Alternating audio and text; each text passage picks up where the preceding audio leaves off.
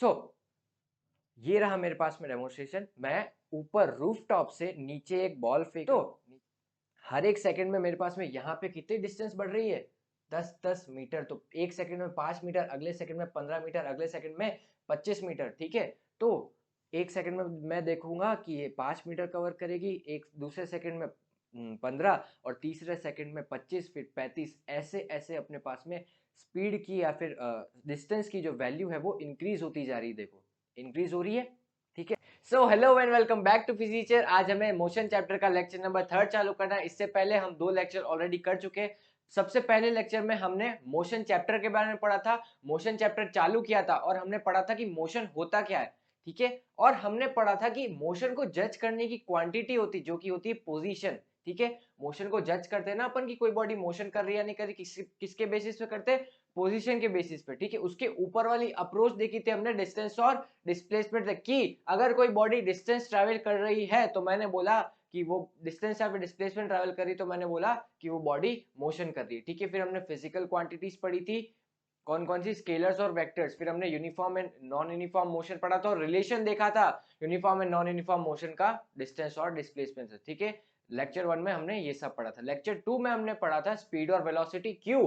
क्योंकि हमारी जो डिस्टेंस और डिस्प्लेसमेंट की अप्रोच थी मोशन को जज करने की, वो लिमिट हो गई थी जब मैंने टाइम को वेरी किया और डिस्टेंस को वेरी किया, एक चीज को कांस्टेंट रख के। ठीक है, फिर हमारी जब लिमिटिंग अप्रोच हुई, जब हमारी हमारी अप्रोच लिमिट हुई, तब हमने स्पीड और वेलोसिटी का कंसेप्ट निकाला कि अगर कोई बॉडी कोई डिस्टेंस ट्रैवल करे किसी गिवन टाइम में तो वो मोशन करी, और मैं दोनों के अगर कोई दो बॉडी अलग अलग तरीके से टाइम ले रही है मोशन करने में, तो उसके दोनों के मोशन को मैं जज कर सकता हूँ स्पीड और वेलोसिटी से। ठीक है, ये सारी चीजें हमने देखी थी पिछले लेक्चर में, लेक्चर 2 में। फिर हमने देखा था यूनिफॉर्म नॉन यूनिफॉर्म मोशन का रिलेशन स्पीड और वेलोसिटी से। ठीक है, इस लेक्चर में हम पढ़ेंगे types of velocity. Types of velocity पढ़ेंगे। पिछले लेक्चर में भी हमने टाइप्स ऑफ वेलोसिटी पढ़ी थी ना, स्पीड की क्या क्या टाइप्स होती है। सबसे पहले uniform speed, non uniform speed, instantaneous speed और एवरेज स्पीड, ये सारे टाइप्स थे हमारे पास में स्पीड की। अब हम पढ़ेंगे वेलोसिटी के टाइप्स और हम पढ़ेंगे एक्सेलरेशन के बारे में, फिर हम कुछ क्वेश्चंस करेंगे। ठीक है, सो सबसे पहले स्टार्ट करते हैं हम वेलोसिटी के टाइप्स से। ठीक है, सो चैप्टर 8 मोशन। सबसे पहला टाइप है मेरे पास में टाइप्स ऑफ वेलोसिटी में,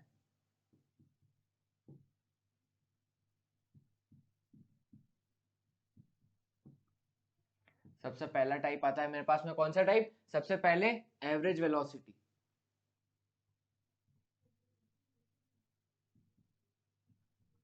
फिर आता है मेरे पास में इंस्टेंटेनियस वेलोसिटी।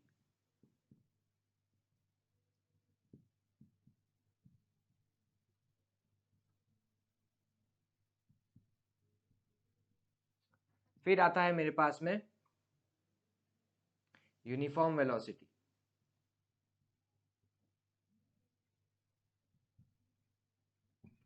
फिर आता है मेरे पास में नॉन यूनिफॉर्म वेलोसिटी।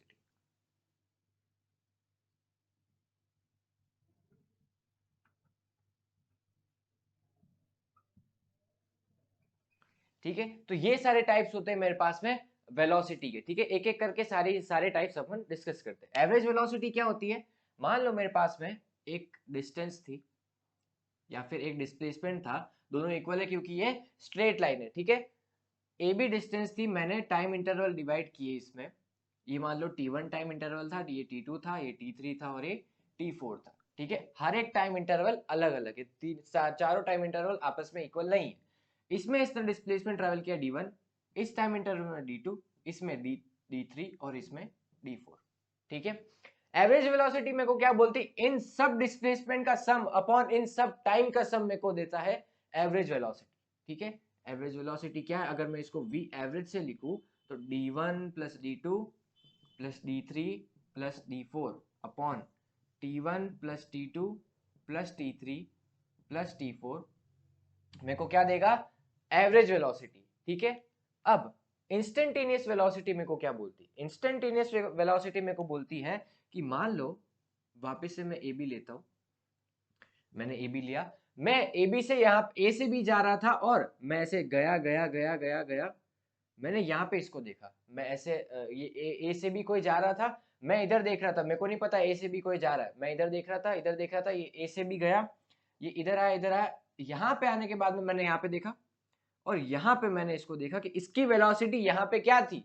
ठीक है, बात समझ में? मैं यहाँ पे ऐसे जा रहा था, ऐसे जा रहा था, जैसे ही यहाँ पे आया मैंने यहाँ पे देखा और यहाँ पे इस पॉइंट पे जब मेरे को इसकी वेलोसिटी जो दिखी इस इंस्टेंट पे, वो मैं उसको मैं बोलूंगा इसकी इंस्टेंटेनियस वेलोसिटी। ठीक है, एक पर्टिकुलर इंस्टेंट पे जो बॉडी की वेलोसिटी होती है उसको मैं बोलता हूँ इंस्टेंटेनियस वेलोसिटी। ठीक है, यूनिफॉर्म वेलोसिटी मतलब, ठीक है, मान लो ये ए था, ये ए था और ये बी था, यहाँ पे टाइम इंटरवल डिवाइड किए मैंने, यहाँ पे टाइम इंटरवल डिवाइड किए मैंने, ये टी टाइम इंटरवल, ये भी टी टाइम इंटरवल, ये भी टी टाइम इंटरवल और ये भी टी टाइम इंटरवल। ठीक है, यहाँ पे इसने डिस्टेंस ट्रेवल करी डी, यहाँ पे भी डी, यहाँ पे भी डी और यहाँ पे भी डी, इक्वल टाइम इंटरवल है और इक्वल टाइम इंटरवल में ये इक्वल डिस्टेंसेस ट्रेवल कर रहा है। ठीक है, यहाँ पे भी डी, यहाँ पे भी डी, यहाँ पे भी डी और यहाँ पे भी डी, तो हर एक टाइम इंटरवल में डिस्प्लेसमेंट या फिर डिस्टेंस, स्ट्रेट लाइन है तो डिस्टेंस और डिस्प्लेसमेंट इक्वल है, तो हर एक टाइम इंटरवल में डिस्टेंस डिस्प्लेसमेंट इक्वल है, तो वेलोसिटी भी इक्वल होगी, डिस्प्लेसमेंट अपॉन टाइम होता है ना,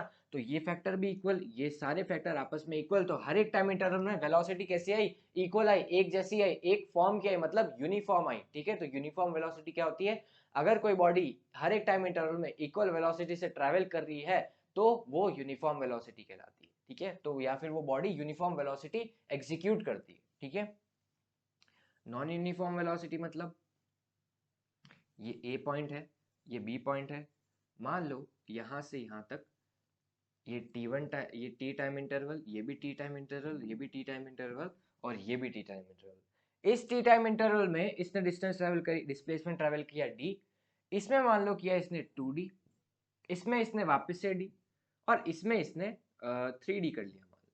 ठीक है, इस टाइम इंटरवल में इसकी वेलोसिटी कितनी आई, डी अपॉन टी। ठीक है, मान लो मैं डी अपॉन टी को वी लिख देता हूँ, इस टाइम इंटरवल में कितनी आएगी, 2D अपॉन टी मतलब 2V, और इस टाइम इंटरवल में वापस से v और इस टाइम इंटरवल में 3V। ठीक है, तो वेलोसिटी हमेशा हर एक टाइम इंटरवल में अपने पास में अलग अलग आ रही, तो हर एक टाइम इंटरवल में मेरे पास में एक जैसी फॉर्म नहीं आ रही वेलोसिटी की, इसलिए मैं बोलूंगा ये body non uniform velocity execute करेगी। ठीक है, अब डेफिनेशन लिख लेते हैं अपन एक एक करके।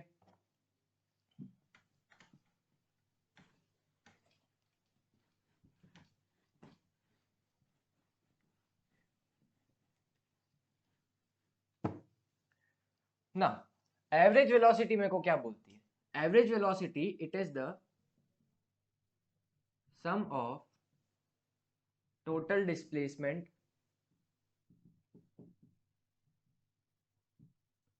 traveled by the body upon total time taken to travel that displacement। ठीक है, एवरेज वेलोसिटी की ये डेफिनेशन। इंस्टेंटेनियस वेलोसिटी मतलब it is the velocity at a particular instant, एक पर्टिकुलर इंस्टेंट की जो वेलोसिटी वो मेरे को बताती है इंस्टेंटेनियस वेलोसिटी। यूनिफॉर्म वेलोसिटी मतलब the velocity which is uniform throughout the motion।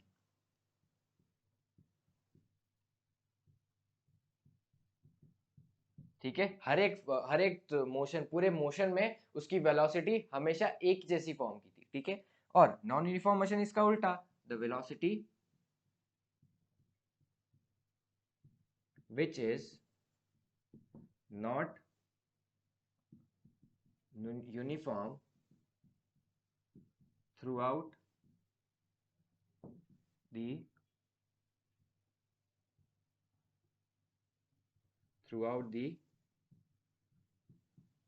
Motion. ठीक है, ये सारी चीजें आई, ये सारे टाइप्स आए मेरे पास में वेलोसिटी के। तो वेलोसिटी समझ में आई। अब हम समझेंगे कि एक्सेलरेशन क्या होता है। अब एक्सेलरेशन में और क्यों कॉम्प्लिकेट कर रहा हूँ मेरे लिए, मैंने स्पीड और वेलोसिटी पढ़ ली ना, मैंने डिस्टेंस और डिस्प्लेसमेंट पढ़ लिया ना, मैं मोशन को जज कर पा रहा हूँ ना, अगर दो मोशन मेरे पास में तो उसको डिफरेंशिएट कर पा रहा हूँ ना, तो मेरे पास में ये फैक्टर क्यों आया एक्सेलरेशन का। अब देखते क्यों आया। अब मैं आपको पिछले लेक्चर में लेके जाता हूँ। पिछले लेक्चर में मैंने क्या किया था, पिछले लेक्चर में मैंने कुछ ऐसा किया था, मैंने यहाँ पे एक पॉइंट बना था ए और एक पॉइंट बनाया था मैंने यहाँ पे बी। ठीक है, यहाँ पे मैंने एक पॉइंट बनाया था ए और एक पॉइंट बनाया था बी। यहाँ की डिस्टेंस थी ए बी। ठीक है, और एक मैंने रखा था खुद को और एक मैंने रखा था आपको। ठीक है, मेरे को टाइम लग रहा था यहाँ से यहाँ पे जाने में टी और आपको लग रहा था टी। ये पहला केस था। दूसरे केस में मैंने डिस्टेंस को ना कांस्टेंट रख के टाइम को कांस्टेंट रखा था। ठीक है, तो एक प्रोपोर्शनैलिटी मेरे को समझानी थी। ठीक है, मेरे को स्पीड का सिग्निफिकेंस, स्पीड और वेलोसिटी का सिग्निफिकेंस बताना था। नाउ अब मेरे को यहाँ पे क्या मिला, यहाँ पे मेरे को स्पीड का वेरिएशन मिला। स्पीड का वेरिएशन मिला तो मैं मोशन को जज कर पाया कि इन दोनों के, मेरे और आपके मोशन के बीच में क्या डिफरेंस है। ठीक है, अब यहां से यहां पे मैंने डिस्टेंस ट्रेवल करी कुछ स्पीड से, तो मेरी स्पीड भी कांस्टेंट आई और आपकी स्पीड भी कांस्टेंट आई। यहां से यहां तक मेरी स्पीड भी कांस्टेंट थी, ए बी अपॉन टी, और आपकी स्पीड भी कांस्टेंट थी, भले ही अलग अलग थी मगर कांस्टेंट तो थी।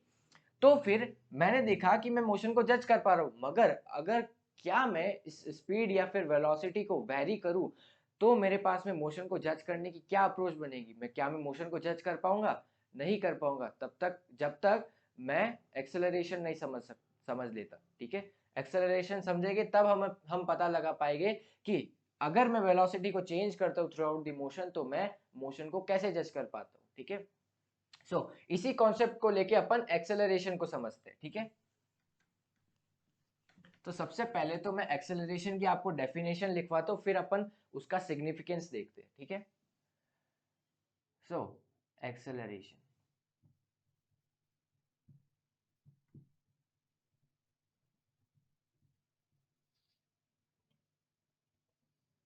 एक्सेलरेशन की डेफिनेशन कुछ इस तरीके की होती है। It is the change in velocity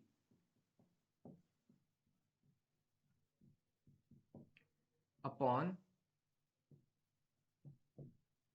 total time taken. ठीक है, इसका मतलब क्या होता है, it is the change in velocity upon total time taken. अब यहाँ पे मेरे पास में वेलोसिटी ही आ रही, मैं स्पीड को तो खा गया। स्पीड को क्यों खाया मैंने, थोड़ी देर बाद में पता चलेगा। ठीक है, सो एक्सेलरेशन की मैं डेफिनेशन से फॉर्मूला लिखता हूं कि it is the change in velocity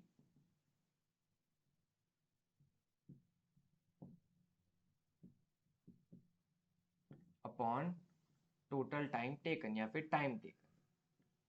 ठीक है, एक्सेलरेशन क्या है, change in velocity upon total time taken. अब चेंज इन वेलोसिटी भी एक वेलोसिटी ही होगी। अगर मान लो मेरी स्पीड या फिर वेलोसिटी 5 मीटर पर सेकंड थी और मेरी 10 मीटर पर सेकंड हुई, तो मेरे पे चेंज कितना है, 5 मीटर पर सेकंड का। मगर है तो 5 मीटर पर सेकंड एक स्पीड ही या फिर वेलोसिटी ही, तो उसकी यूनिट भी कितनी होगी, मीटर्स पर सेकंड। क्या कर रहा हूं मैं, इस एक्सेलरेशन की यूनिट निकाल रहा हूं। क्यों निकाल रहा हूं, थोड़ी देर में पता चलेगा। सारी चीजें तो थोड़ी देर में पता चलेगी भैया। मीटर पर सेकंड अपॉन टाइम की कितनी यूनिट होती है, कैसी यूनिट होती है, क्या यूनिट होती है, सेकंड। तो मेरे पास में यूनिट क्या आई, मीटर्स पर सेकंड स्क्वायर। ठीक है, तो मेरे पास में क्या यूनिट आई, मीटर्स पर सेकंड स्क्वायर। अब इसका क्या सिग्निफिकेंस है मैं समझाता हूं वापस से। ए बी डिस्टेंस, अब मैं डिस्टेंस को नहीं ले रहा, यहां पे मैं हूं और यहाँ पे आप।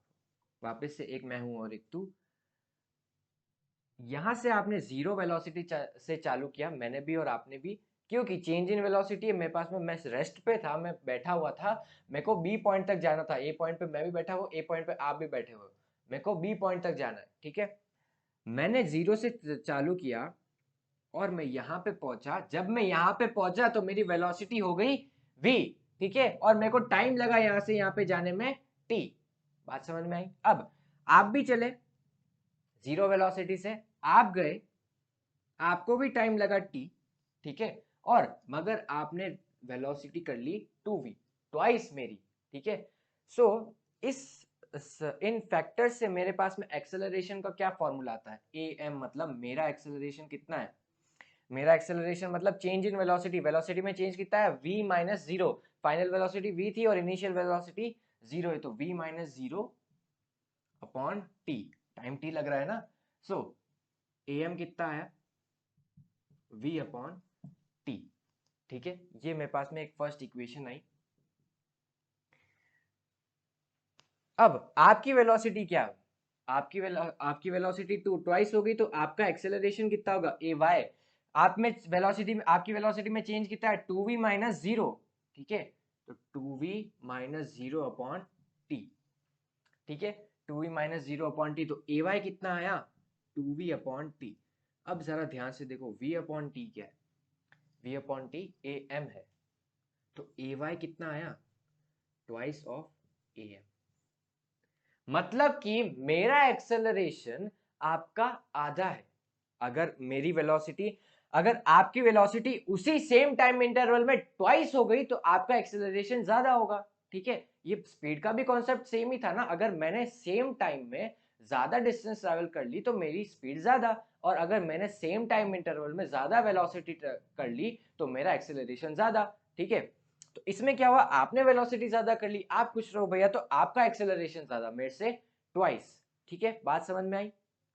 सो एक्सेलरेशन का क्या सिग्निफिकेंस हो रहा है, मैं मोशन को जज कर पा रहा हूं ना, मेरा एक्सेलरेशन कम है और आपका एक्सेलरेशन ज्यादा है, तो आप जल्दी से एक्सेलरेट हो गए और मैं धीरे एक्सेलरेट होऊंगा, ठीक है। मेरी वेलोसिटी में चेंज धीरे आएगा और आपकी वेलोसिटी में चेंज जल्दी आएगा, ठीक है।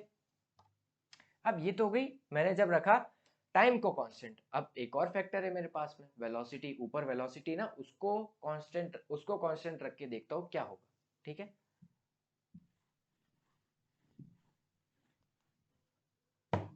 वापस से मेरे पास में यहाँ पे एक मैं हूं और एक आप हो, ठीक है। एक मैं हूं और एक आप हो। मैं जीरो वेलोसिटी से चला, मैंने ए बी डिस्टेंस ट्रैवल करी और बी पॉइंट तक गया और मेरी वेलोसिटी हो गई v, ठीक है, मेरी वेलोसिटी हो गई v। आप भी चले, आपने भी v वेलोसिटी ट्रैवल करी, ठीक है, आपकी भी एंड पॉइंट पे हो गई v वेलोसिटी। मेरे को टाइम लगा t, मेरे को टाइम कितना लगा t, और आपको टाइम कितना लगा t बाय टू, मतलब बिल्कुल आधा टाइम लगा आपको उस वेलोसिटी तक पहुंचने में, ठीक है। अब यहां से देखो, इधर से रिलेशन क्या है तो वो ध्यान रखो, A M is equal to twice A Y, ठीक है। ये आया था रिलेशन शायद, वापस से लिख लेता हूं मैं, ये आया था या फिर उसका उल्टा आया था, a Y is equal to twice of A m, ये आया था, हाँ ये आया था, ठीक है। अब इसमें देखो, एस एम की, ए एम की कितनी वैल्यू आएगी, a M is equal to v minus zero upon t, change in velocity upon total time taken, that is v upon t, first equation. Second, आपका acceleration a Y is equal to क्या आएगा, change in velocity, वो तो same ही है, upon total time, इसमें t by two लग रहा है, इसमें t बाय टू लग रहा है, तो क्या होगा, a Y is equal to v upon t upon two, तो टू वी बाय टी। अब वापस से जरा जरा ध्यान से देखो तो, टू वी बाय टी क्या है अपने पास में, ए एम, तो A Y is equal to क्या आया, two twice of A M. अभी भी मेरे पास में वो ही फैक्टर आ रहा है जो पहले आ रहा था, तो मैंने एक चीज को कांस्टेंट रखा तो मेरे पास में एक चीज की वैल्यू आई, मैंने दूसरी चीज को कांस्टेंट रखा तो मेरे पास में दूसरी चीज की वैल्यू आई। तो मैं क्या कह सकता हूं, अगर मैं टाइम को आधा कर रहा हूं, टाइम को आधा कर रहा हूं तो मेरा एक्सेलरेशन बढ़ रहा है, मतलब कि टाइम को घटा रहा हूं, मतलब सेम वेलोसिटी तक पहुंचने में मेरे को कम टाइम लग रहा है तो मेरा एक्सेलरेशन ज्यादा, ठीक है।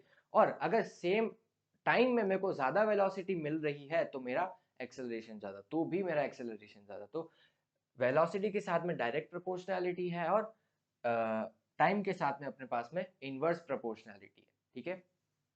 अब इसका सिग्निफिकेंस समझते हैं अपन, ये तो समझ में आया ना, ठीक है। चलो,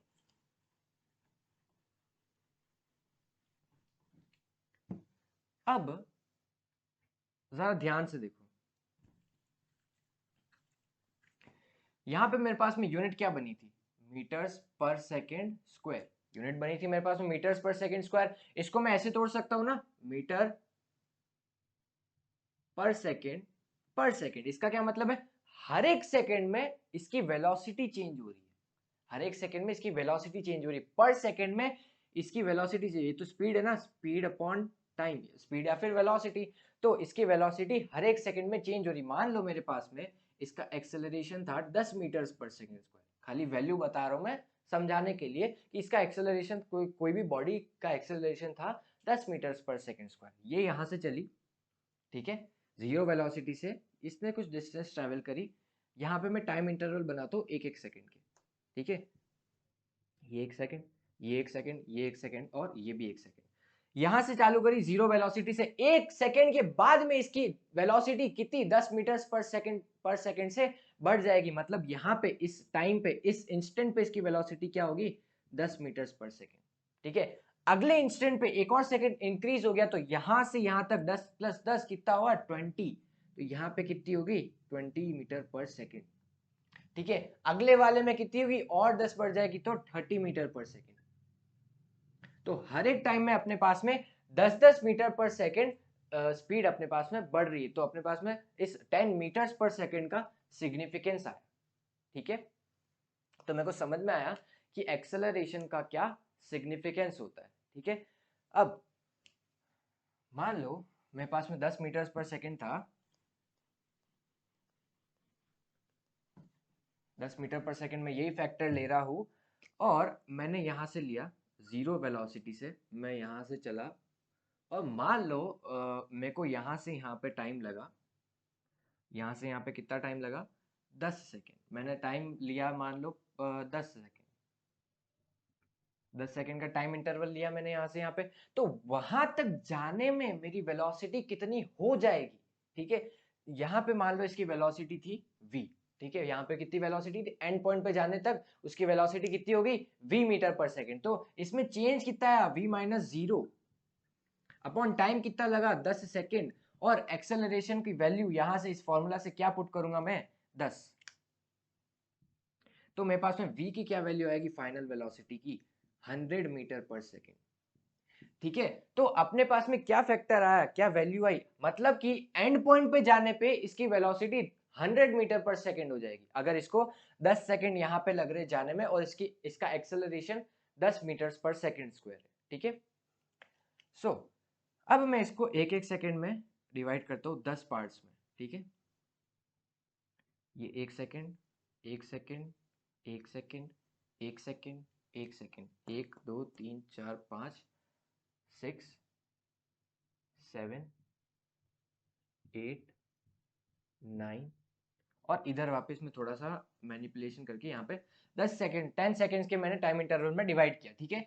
यहाँ पे वेलोसिटी कितनी होगी, 100 मीटर्स पर सेकेंड, ठीक है। अब कैसे हुई वो देखना, ठीक है। यहाँ पे जीरो है, हर एक सेकंड में 10 मीटर बढ़ रही, तो यहाँ पे कितनी होगी, 10। अगले में और बढ़ी तो यहाँ पे कितनी होगी, 20। अगले में और बढ़ी तो यहाँ पे कितनी होगी, 30। यहाँ पे 40, यहाँ पे 50, यहाँ पे 60, यहाँ पे 70, और यहाँ पे 80, यहाँ पे 90। आगे को बताओ, लिखा हुआ है अपने आप पे, है ना, फॉर्मूला से भी निकाला और अब हमने मैन्युअली ऐड करके भी निकाला, ठीक है।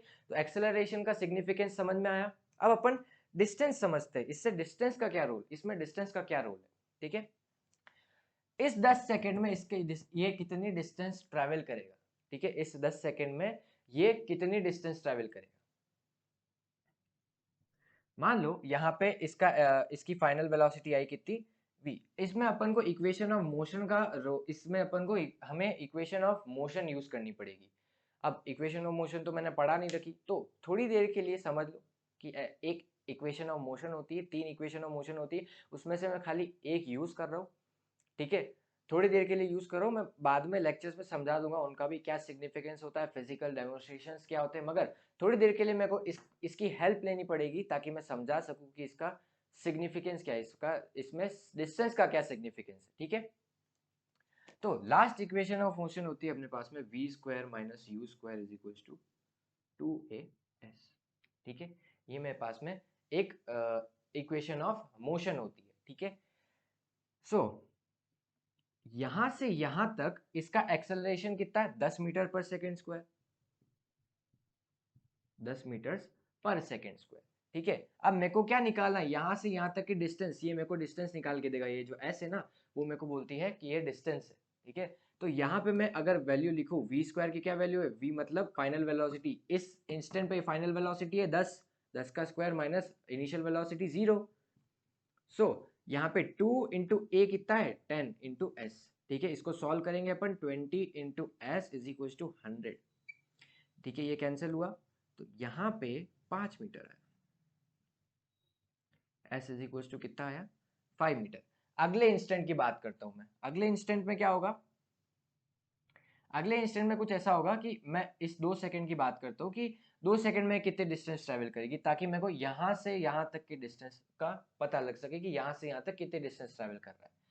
सो 0 से यहाँ तक 20, तो v square minus you square, वापिस से v square minus you square is equal to 2s, v square कितना, 20 का स्क्वायर माइनस 0 का square is equal to 2 into a कितना है, 10 इंटू एस। ठीक है, तो 400 is equal to 2 into 10 into s. ये 0 से 0 कैंसिल, और ये 2 से कैंसिल 20 टाइम्स, तो एस इज इक्वल टू कितना आया, 20 मीटर। ठीक है, 20 मीटर आया। अब अगले की निकाल दो, क्यों निकालो थोड़ी देर में पता चलेगा। ठीक है, अगले में क्या होगा, अगले में 30 माइनस 0, 30 का स्क्वायर माइनस 0 का square is equal to 2 into 10 into S. ठीक है, वापस से 900 is equal to 2 into 10 into S. ठीक है, 0 से 0 कैंसिल, और एस इज इक्वल टू कितना आया, 45, ये इससे कैंसिल हुआ तो कितना आया, 45 मीटर। ठीक है, अब इसका मतलब क्या, यहां से यहां तक कितने डिस्टेंस, 5 मीटर। ठीक है, और यहां से यहां तक की डिस्टेंस कितनी, 20 मीटर, और यहां से यहां तक की डिस्टेंस 30 मीटर तक कितनी, 45 मीटर। ठीक है, 45 मीटर। अब इसका क्या सिग्निफिकेंस है, इसकी क्या वैल्यू होगी, 15 मीटर। ठीक है, इसकी क्या वैल्यू होगी, ये कितना है, 20, 20 minus 45 that is 20, sorry 20 minus 45 that is 25। ठीक है, सो यहाँ पे 5, यहाँ पे 25, यहाँ पे 25। ठीक है, यहाँ पे 15, यहाँ पे 25, मतलब 10-10 के गैप में अपने पास में डिस्टेंस भी इंक्रीज हो रही है। ठीक है, हर एक टाइम इंटरवल के बाद में अपने पास में डिस्टेंस भी चेंज हो रही है, या फिर डिस्टेंस भी इंक्रीज हो रही है। ठीक है, वापस देखो, 5, 15, और यहाँ पे कितना, ये 20 है, और ये 45 हुआ, तो ये कितना हुआ, 25। ठीक है, सो 10-10 मीटर अपने पास में हर एक सेकंड में इंक्रीज हो रहा है, आगे भी 10 मीटर होगा, तो यहाँ पे कितना होगा अपने पास में, 25 प्लस 20, 25 प्लस 10 दैट इज 35। इसको अपन प्रूव करके देखते हैं, 0 माइनस 40 माइनस 0 दैट इज 40 का स्क्वायर माइनस 0 का square is equal to 2 into acceleration कितना है, 10 इंटू एस। ठीक है, सो 1600, 2 इंटू 10 इंटू एस, 0 से 0 cancel, S is equal to कितना आया, 80 मीटर। ठीक है, 80 मीटर। अब यहां से, बहुत कॉम्प्लेक्स कर दिया मैंने, मगर यहां से यहां तक की कितनी डिस्टेंस है, 80 मीटर। सो 80 माइनस 45 कितना होगा, 35। समझ में आई बात, हर एक टाइम इंटरवल में अपने पास में डिस्टेंस जो है वो 10 मीटर से इंक्रीज हो रही है। ठीक है, अब इसका डेमोन्स्ट्रेशन देखते हैं अपन।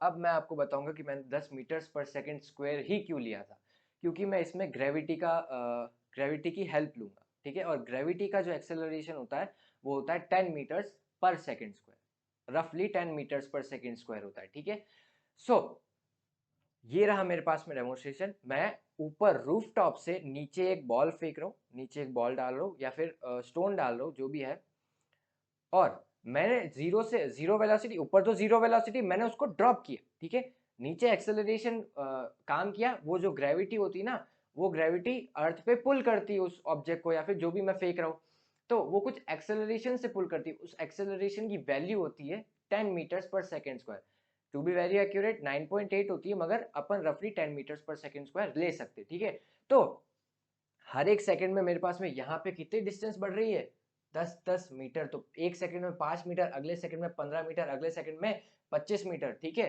तो एक सेकंड में मैं देखूंगा कि ये 5 मीटर कवर करेगी, एक दूसरे सेकंड में 15, और तीसरे सेकंड में 25, फिर 35, ऐसे ऐसे अपने पास में स्पीड की या फिर डिस्टेंस की जो वैल्यू है वो इंक्रीज होती जा रही है, देखो इंक्रीज हो रही है, ठीक है।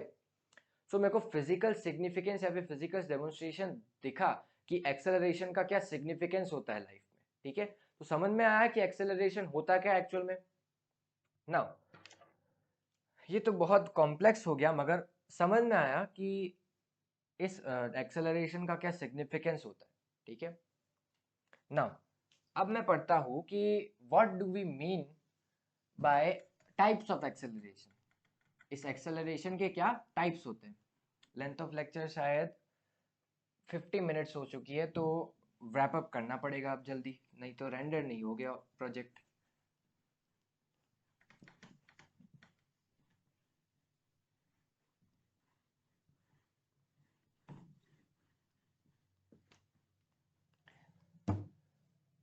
उससे पहले मेरे को ये बताना है कि मैंने वेलोसिटी क्यों ली और स्पीड क्यों नहीं ली। मैंने फॉर्मूला में वेलोसिटी क्यों ली और स्पीड क्यों नहीं ली, ठीक है।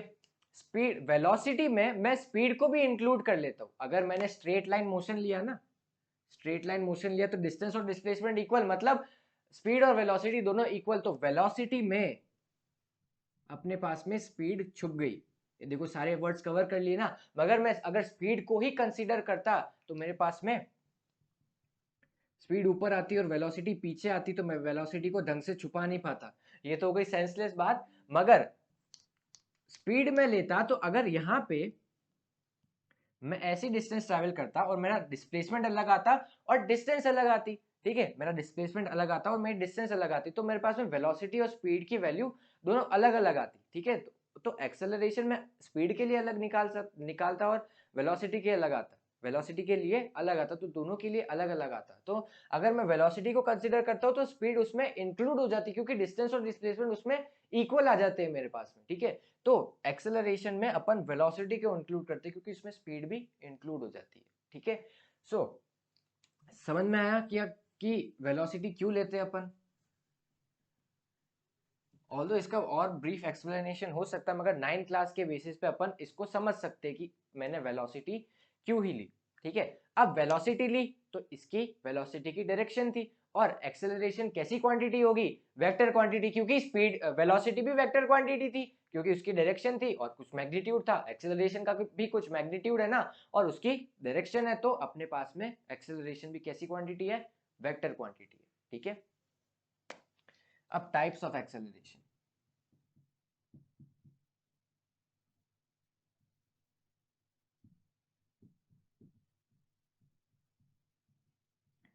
दो टाइप के एक्सेलरेशन होते हैं, यूनिफॉर्म एक्सेलरेशन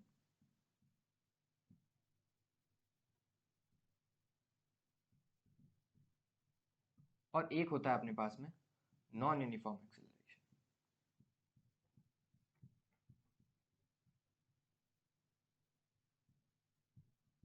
ठीक है, दो तरीके के एक्सेलरेशन, तो एक होता है यूनिफॉर्म एक्सेलरेशन और एक होता है नॉन यूनिफॉर्म एक्सेलरेशन। यूनिफॉर्म और नॉन यूनिफॉर्म तो मेरे को पता है ना, तो मैं समझ सकता हूँ कि यूनिफॉर्म एक्सेलरेशन और नॉन यूनिफॉर्म एक्सेलरेशन क्या होगा, ठीक है। यूनिफॉर्म एक्सेलरेशन मेरे को बोलता है कि फॉर्म यूनिफॉर्म एक्सेलरेशन है कि अगर स्पीड या फिर वेलोसिटी एक एक जैसी फॉर्म से इंक्रीज हो रही है या फिर डिक्रीज हो रही है मेरे पास में, तो मैं बोलूंगा उसको यूनिफॉर्म है, ठीक है।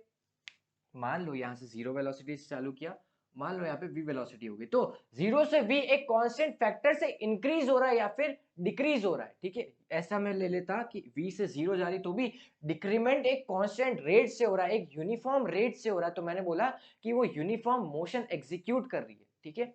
अब नॉन यूनिफॉर्म मोशन मतलब मान लो एक टाइम इंटरवल में v गया जीरो से v, ठीक है। एक टाइम इंटरवल में जीरो से v से v/2 आ गया, ठीक है। एक टाइम इंटरवल में v/2 से वापस v चला गया, एक टाइम इंटरवल में v से वापस जीरो आ गया। तो इस टाइम इंटरवल में जीरो से v, इस टाइम इंटरवल में तो कांस्टेंट एक्सेलरेशन या फिर यूनिफॉर्म एक्सेलरेशन है, मगर पूरे में अपने पास में यूनिफॉर्म एक्सेलरेशन नहीं, यहां से यहां पे इंक्रीमेंट हो रहा है, यहां से यहां पे डिक्रीमेंट हो रहा है एक्सेलरेशन में, मगर कांस्टेंट रेट से तो हो रहा है। इधर से इधर वापस इंक्रीमेंट हो रहा है, इधर से इधर वापस डिक्रीमेंट हो रहा है, इसमें अलग रेट से हो रहा है, इसमें अलग रेट से हो रहा है, ठीक है, क्योंकि इसमें v/2 से v सेम टाइम इंटरवल में, इधर v से v 0 सेम टाइम इंटरवल में, इसमें कम वेलोसिटी में इंक्रीमेंट हो रहा है, इसमें ज्यादा वेलोसिटी में इंक्रीमेंट या फिर डिक्रीमेंट हो रहा है, ठीक है, अपन मैग्नीट्यूड की बात कर रहे हैं। सो समझ में आया uniform and non uniform acceleration का क्या सिग्निफिकेंस होता है। सो मेरे को समझ में आया कि what do we mean by acceleration, ठीक है। अब ये थी ऊपर की अप्रोच, स्पीड और वेलोसिटी से ऊपर की अप्रोच मोशन को जज करने की, कि अगर स्पीड चेंज हुई तो मेरे को एक्सेलरेशन मिला। अब मैं और कॉम्प्लेक्स करूँ तो क्या मैं एक्सेलरेशन को चेंज करूँ तो और कुछ मिल सकता है मेरे को? अभी तक तो नहीं पता कि क्या मिल सकता है, देखते हैं। अभी 9th क्लास में तो आपके आना आना नहीं है कि अगर मैं एक्सेलरेशन को चेंज करूँ तो मेरे को क्या फैक्टर मिलेगा, ठीक है। सो अभी तक के लिए सारा लेक्चर रैप अप होता है। अच्छा लगा हो तो बहुत अच्छी बात है, नहीं लगा हो तो भी अच्छी बात है। बाय बाय थोड़ी देर में बोलूंगा मैं, उससे पहले मैं कुछ बता देता हूँ। क्वेश्चंस रह गए, हम क्वेश्चंस अगले लेक्चर में कवर अप करेंगे, क्योंकि लेक्चर की लेंथ बहुत बड़ी हो गई है, ठीक है। अब अगले लेक्चर में हमें इक्वेशन ऑफ मोशन चालू करनी है। इक्वेशन ऑफ मोशन बहुत इंपॉर्टेंट है, सारे questions mostly equation of motion से आते हैं इस चैप्टर में से। सो अच्छी बात है, ये 3 लेक्चर्स हो गए। और तो क्या ही बोलूँ मैं। Bye bye.